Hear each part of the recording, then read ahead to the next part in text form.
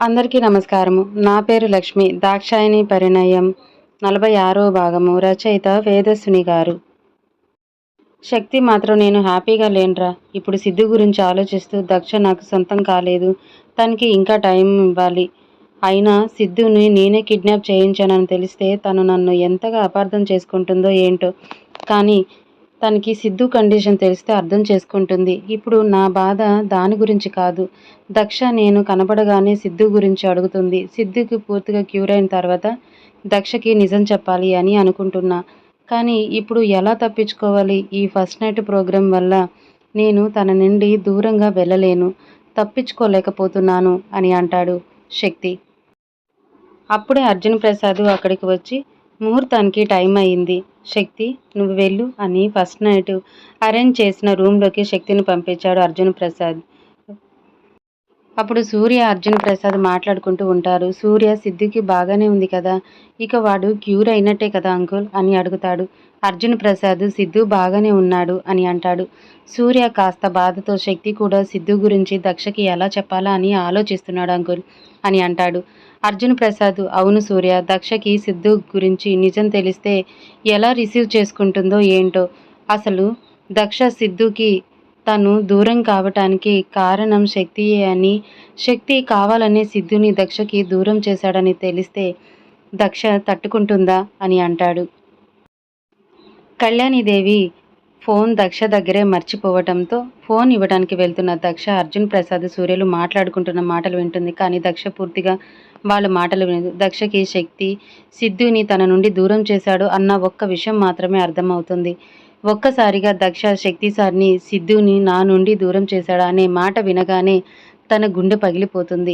దక్ష తను సిటీ వదిలి వెళ్ళిపోవాలనుకుంటున్న సంఘటన నుండి రైల్వే స్టేషన్లో శక్తి తనని ఎక్కడికి వెళ్ళనివ్వకుండా ఆపటం, తనతో తీసుకువెళ్ళడానికి ప్రయత్నించటం, ఆ తర్వాత శక్తి అక్కడ నుండి వెళ్ళిపోవటం, తర్వాత సిద్ధును రౌడీలు కిడ్నాప్ చేయటం, ఆ రౌడీలు దక్ష కొట్టినా కూడా తిరిగి తనని ఏమనకపోవటం, శక్తి దగ్గరికి కంగారుగా వెళ్ళి సిద్ధు గురించి విషయం చెప్పినా కూడా శక్తి పట్టించుకోకపోవటం, ఆ తర్వాత శక్తి సిద్ధు పేరు చెప్పి దక్షని పెళ్లికి ఒప్పించటం అన్నీ ఒక్కసారిగా తలలో గిర్రుమని తిరుగుతూ ఉంటాయి దక్షకి. దక్ష ఆవేశంతో ఊగిపోతూ అంటే శక్తి సారు నన్ను ఆపటానికి ఇదంతా చేశారా? సిద్ధుని కిడ్నాప్ చేశారా? నేను తన మాట వినటం లేదని ఇంతకు దిగజారారా? నేను ఎంత పిచ్చిదాన్ని! నిజంగానే సిద్ధుని ఎవరో కిడ్నాప్ చేశారని ఇక్కడ తల్లడిల్లిపోయాను. అయినా నేను ఎలా అనుకున్నాను శక్తి సారు సిద్ధు విషయం తెలిసి కూడా అంత కూల్గా ఉంటాడని, సిద్ధు గురించి ఆలోచించడం అని, సిద్ధు కిడ్నాప్ వెనుక శక్తి సారు ఉంటాడని నేను ఎందుకు ఆలోచించలేకపోయాను? నిజంగా సిద్ధు కిడ్నాప్ అయితే శక్తి సారు తలుచుకుంటే గంటలో సిద్ధు నా ముందుండేవాడు. ఇలా 2 డేస్ ఎందుకు వేస్ట్ చేస్తాడు? నేను పిచ్చిదాన్ని. శక్తి సార్ చెప్పిన మాటలు అన్నీ నమ్మాను. అంటే నన్ను శక్తి సార్ మోసం చేశాడు. మోసం చేసి ఈ పెళ్లి చేసుకున్నాడు. నా అంత తెలివి తక్కువది ఈ లోకంలో ఎవరు ఉండరు అని గుండెలు పగిలేలాగా ఏడుస్తూ ఉంటుంది దాక్షాయిని. అప్పుడే కళ్యాణిదేవి దక్ష దగ్గరకు వచ్చి పాల గ్లాస్ అందిస్తుంది. దాంతో దక్ష తన కన్నీళ్లు తుడుచుకుంటుంది. ఏమైందమ్మా అలా ఉన్నావు అని అడుగుతుంది కళ్యాణిదేవి. ఏం లేదత్తా, కంట్లో ఏదో నలక పడింది అని తన దుఃఖం కోపం అంతా తనలోనే అణుచుకుంటుంది దక్ష. కళ్యాణిదేవి పద దక్ష, ముహూర్తానికి టైం అయ్యింది, శక్తి నీకోసం ఎదురు చూస్తూ ఉంటాడు అని ఫస్ట్ నైట్ రూమ్లోకి తీసుకొని వెళ్తుంది కళ్యాణీదేవి. దక్ష లోపలికి వెళ్ళగానే అక్కడి నుండి వెళ్ళిపోతుంది కళ్యాణీదేవి. అక్కడ శక్తి దక్ష కోసం ఎదురు చూస్తూ ఉంటాడు. దక్షకి కోపంతో గుండె మండిపోతూ ఉంటుంది. శక్తి దక్ష పాల గ్లాస్తో లోపలికి రాగానే దక్షను చూస్తూ ఉండిపోతాడు. దాక్షాయిని తెల్లని పాల మీగడ వంటి చీరలో రెడ్ కలర్ మ్యాచింగ్ బ్లౌజ్తో, తల నిండా పూలతో, చేతులు నిండా గాజులతో ఉండేసరికి చూపు తిప్పుకోలేకపోతున్నాడు శక్తి.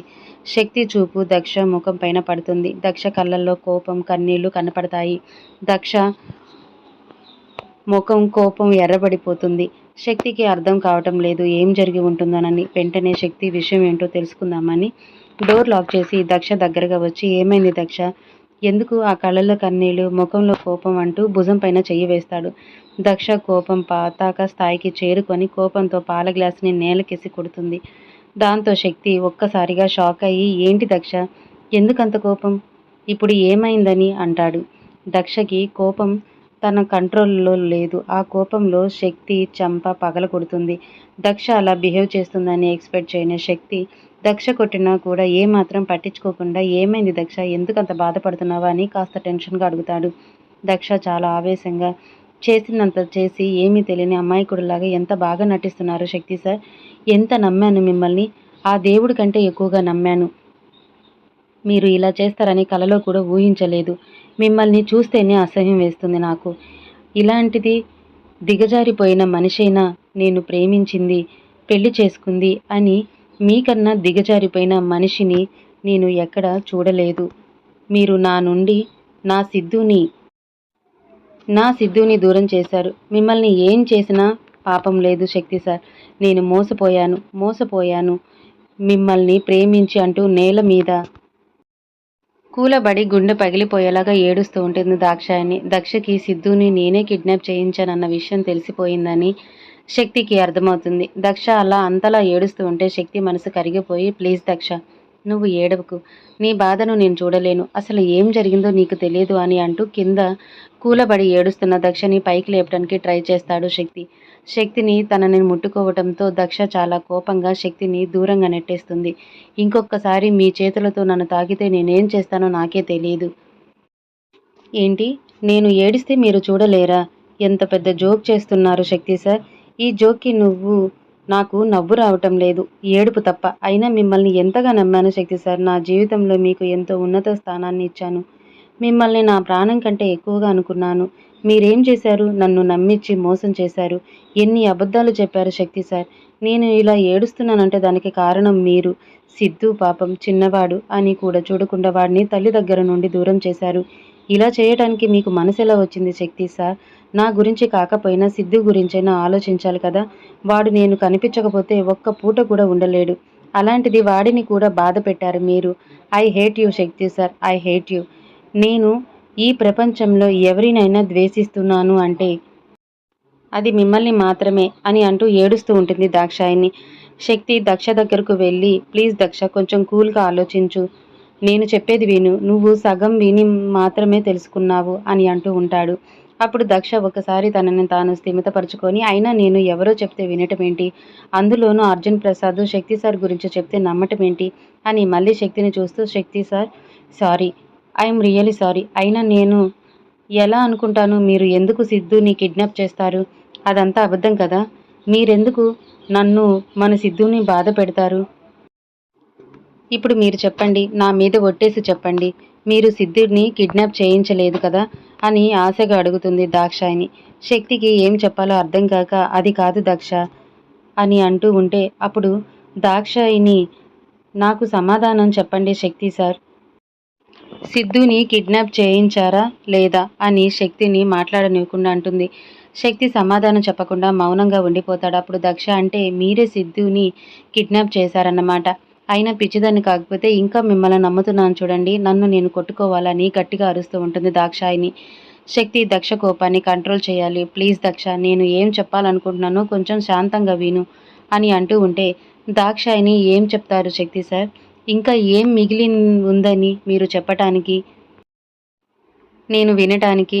మీరు నా సిద్ధుని కిడ్నాప్ ఎలా చేశారో చెప్తారా? మీరు ఎలా నన్ను నమ్మించి పెళ్లి చేసుకున్నారు అని చెప్తారా? మీరు ఏం చెప్పాల్సిన అవసరం లేదు. నాకు తెలుసు శక్తి సార్.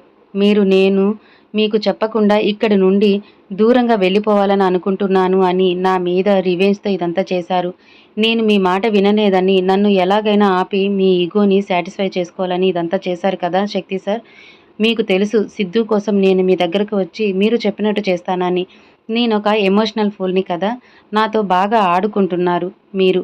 నేను పిచ్చిదాన్ని లాగా నా శక్తి సార్ నన్ను మోసం చేస్తాడు అని ఎప్పుడు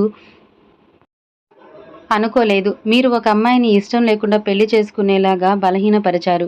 మీరు గొప్ప ఐపీఎస్ ఆఫీసర్ కదా. మీరు అందరికీ న్యాయం చేస్తారు కదా. మరి నాకు మీరు చేసిన అన్యాయానికి ఎవరు సమాధానం చెప్తారు? మీరు ఇలా చేయటం కరెక్టేనా? మీరు ఇంతలా దిగజారిపోవటం ఎంతవరకు కరెక్ట్ శక్తి సార్? అంటూ ఉంటే దాక్షాయిని కళ్ళల్లో నుండి కన్నీళ్ల వర్షం రాలుతూనే ఉంటుంది. శక్తి ఎంతగా దక్షని కన్విన్స్ చేయాలని చూసినా దక్ష మాత్రం శక్తిని మాట్లాడనివ్వటం లేదు. దక్ష తన కన్నీళ్లు తుడుచుకుంటూ అయినా మీరు ఇలా చేశారంటే నాకు పెద్దగా ఆశ్చర్యం కలగటం లేదు శక్తి సార్. ఎంతైనా మీ బ్లడ్ అంతే కదా.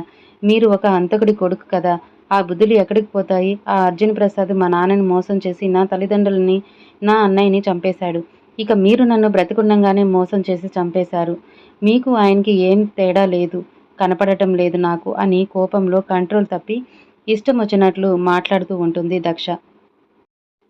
దక్ష మాటలకి శక్తికి చాలా కోపం వస్తూ ఉంటుంది. శక్తి చాలా కోపంగా దక్ష నోరు అదుపులో పెట్టుకొని మాట్లాడు.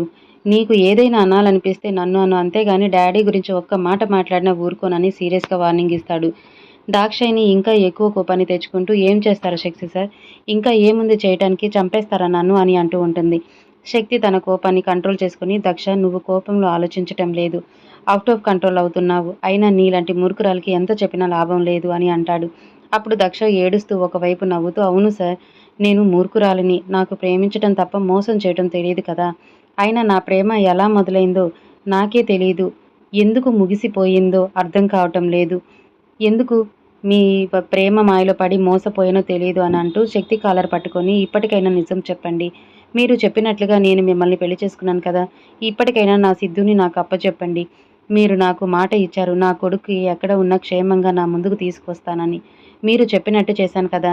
ఇప్పుడు నాకు నా సిద్ధు కావాలి శక్తి సార్. సిద్ధు ఎక్కడ ఉన్నాడు? ఇప్పుడే నేను వాడి దగ్గరికి వెళ్ళాలి. వాడిని చూడాలి. వాడిని నా దగ్గరకు తీసుకురండి అని అడుగుతుంది దాక్షాయిని.